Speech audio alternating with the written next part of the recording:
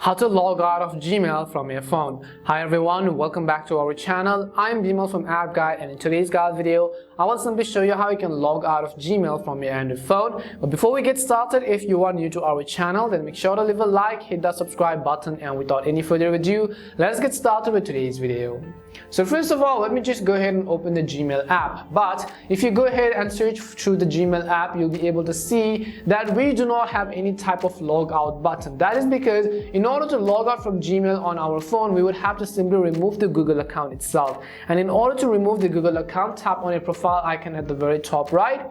Once you tap on a profile icon, go ahead and select the option which is manage accounts on this device. So simply select manage accounts on this device and you'll be able to see a list of accounts which you have added. Here you want to simply select the Google account which you want to remove, so tap on it. As soon as you tap on it, you can go ahead and tap on the remove account button. Now this will not only log you out of Gmail, it is going to remove the Gmail or the Google account wholly from your Android phone, and you will not be able to run any of the Google apps and so on, but keep that in mind as well. Now if you want to watch for iPhone users, let's say you want to log out of Gmail for iPhone users on your iOS device, then you can make sure to watch our other video by tapping on the eye icon which is on the top right hand side of the screen. We already do have a dedicated video to that, but this was the way on how you can very easily actually remove or log out of Gmail on your Android phone. Because you do not have a dedicated logout button, you would simply need to remove the whole account itself. We hope the video was really helpful to you. If it did help you, make sure to leave a like and subscribe to the channel. If you have any more questions, queries or doubts,